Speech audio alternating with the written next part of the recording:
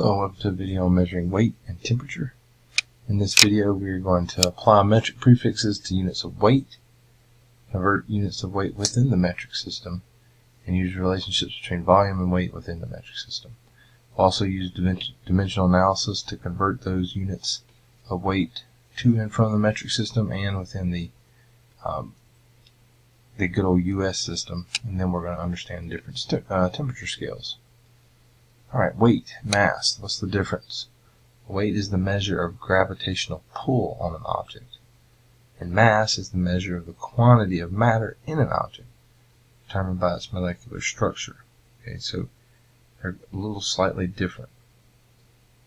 Alright, this section will treat mass and weight as equivalent and refer strictly to weight, okay, even though there is a little slight difference between the two. Alright, units of weight. So the ones that we're used to in our system, the US system, is ounces, pounds, and tons. Alright, the metric system, just like we talked about before, they use the same prefixes that they've always used. King Henry died by drinking chocolate milk, once again. But this time the base unit is the gram, rather than the liter or the meter like we've seen in past videos. And just like before, as we go up from there, we go up by powers of 10, 10 to the first, 10 to the second, 10 to the third.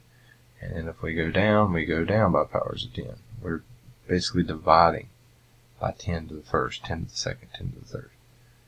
Alright, so the units are getting bigger as we go up, the units are getting smaller as we go down. Alright, but once again, just like before, it's always based on the same number base that we have. Alright, if we wanted to change within the number bases, again, the metric system's always the same. Just use that swing method, set up your prefixes the correct way. Notice these times the base unit is the gram, so we have the G there. So we're going from milligrams to grams, so that's 3 back to the left. So that means we're going to take our decimal point. Remember, when there's not a decimal point, we always put it at the right end of the number. So on the other side of that 0, and then come back 1, 2, 3.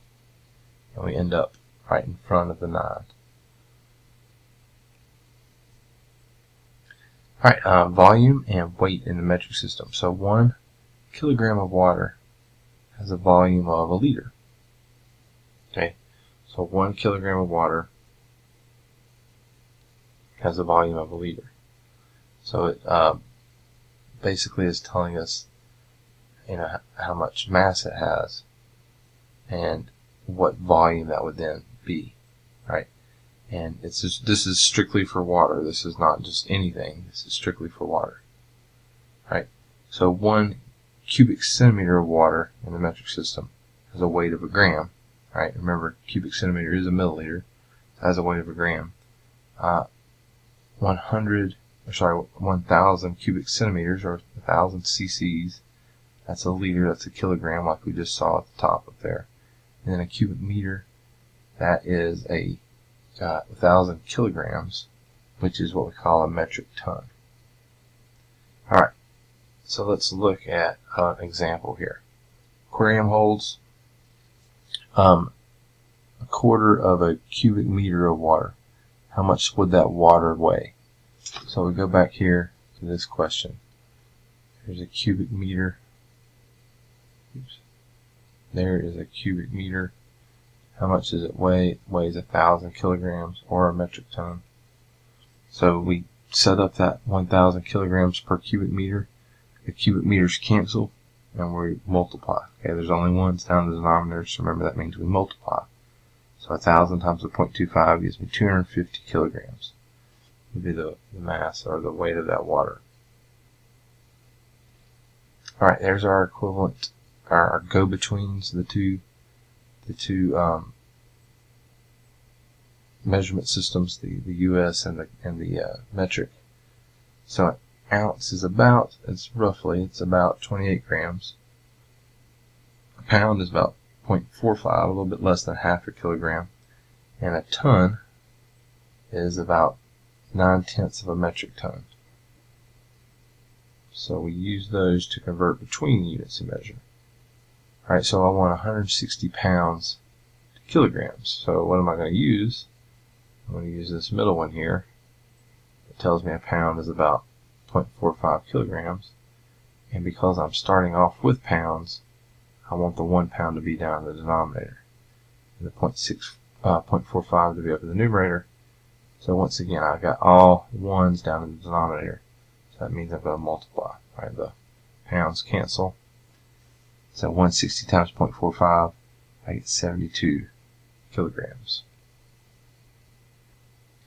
I had a little slight change of pace here. The thinking is, all this stuff is so similar from all three sections. The thinking is you're going to have it down, what you need to do by the time you get to these weight measurements and conversions. So something a little bit different is water and its temperatures and the Fahrenheit and Celsius scales, period, not just for water, but just temperature as well. So in our Fahrenheit temperature, you probably know this, water freezes at 32 degrees. They always, when we're watching the weather on a winter storm warning night, we want to find that 32 degree line is what one of the popular things that the weather stations do now, is show you where that 32 degree line is and where we're going from snow to rain to freezing rain, all that stuff. But a little less known is the fact that water boils at 212 degrees. Again, in the temperature scales that we use in the good old US of A, again, it's just weird numbers, 32 and 212. We're used to them, so they make sense to us. But when you compare it to the Celsius temperature scale, where water freezes at 0 and it boils at a 100, all those zeros in there, again, it just kind of makes our numbers look silly. So many of our numbers look silly where we go from one unit to another, or where something important happens. But in the metric system, they're always tens and hundreds and zeros, and it's never these weird 212 type numbers. Alright, if we want to convert between these, Celsius and Fahrenheit, we actually can use these two values. Alright, so I just went into Excel, and this is the freezing and boiling temperatures in Celsius, and this is the freezing and boiling temperatures in Fahrenheit. And I highlight that, and I tell Excel to give me a scatter plot. This little icon right here means scatter plot, and these are all the different scatter plots I can get. But I want this one, and it just plots those 2 points. There's the 0, 32, and there's the 100, 212. I'm just going to right click either of those two data points and click on add a trend line. And I want linear, and then I'm going to scroll down here and tell it, give me the equation. Alright, and what this is going to do, this equation, is it takes in a temperature in degrees Celsius and it spits out a temperature in degrees Fahrenheit. Alright, and the process is, this is 1.8, this is as a fraction, it's 9/5. That's what you're going to see it in the other slide. And what we're doing is we're saying, alright, this is how I go from Celsius to Fahrenheit. So we put an F there for Fahrenheit. Oops. And then we can replace that X and put a C there, because it takes in a Celsius temperature and spits out a Fahrenheit temperature. And that's how it goes about doing it. It takes that Celsius temperature, multiplies it by 1.8, and then adds 32. So if you give me a Celsius temperature, like maybe you took your temperature and it was 36.8 degrees, and you're freaking out like, oh my gosh, how is my temperature so low?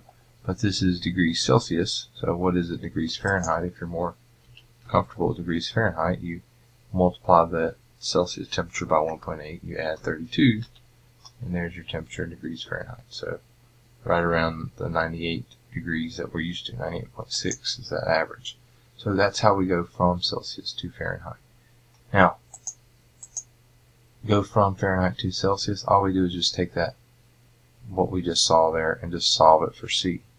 So notice we subtract the 32, so I move the 32 over, and then instead of multiplying by 9/5, we multiply by 5/9, the reciprocal. There's the little process to go from Celsius to Fahrenheit, Fahrenheit to Celsius. So, an example.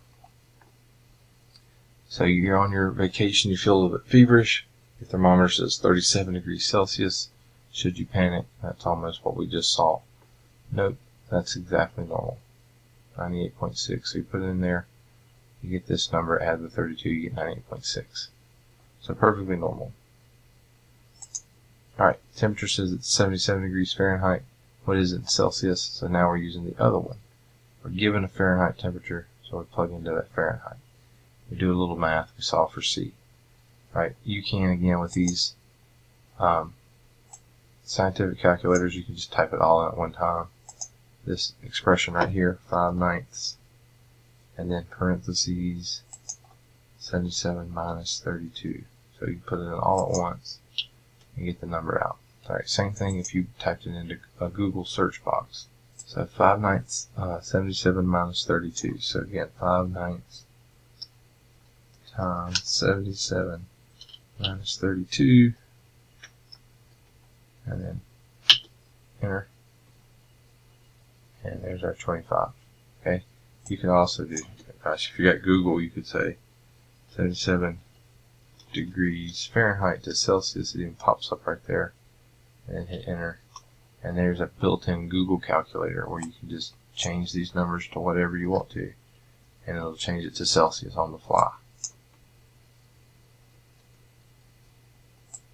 And then dip in, down to the 20s, you dip down to the negative temperatures. Okay, so anyway, Google has a built-in Fahrenheit to Celsius temperature and other measurements that we're going to talk about in just a little bit. Alright, the Kelvin temperature scale. Kelvin temperature scale is a little bit different. It's basically just an adjustment from the Celsius temperature scale. So, absolute 0 is the coldest possible temperature. There's absolutely no heat, and molecules just stop moving. Alright, when you add heat, molecules will move around faster and bounce around faster. And as heat is removed, they slow down. And at absolute 0, there's no more movement for the molecules for any substance. And that is at 0 Kelvin, which is about 273.15 degrees Celsius. That's what we call absolute 0. Alright, and then going the other way, 373.15 Kelvin is the boiling point of water. Okay, again, you just take the absolute 0, that's this in degrees Celsius, and we need to go up from there to 100 degrees Celsius to get to the boiling point of water. So adding 100 to, adding this to get up to 0 degrees Celsius, and then adding another 100 will give us that 373.15 Kelvin. That's where that's coming from. Alright, but there's the relationship. How do we get from Celsius to Kelvin? We add 273. How do we get from Kelvin to Celsius? We subtract it. Alright, and then there's the 3 temperature scales. They're all linear scales. So they're all just lines that were used to change from one to the other.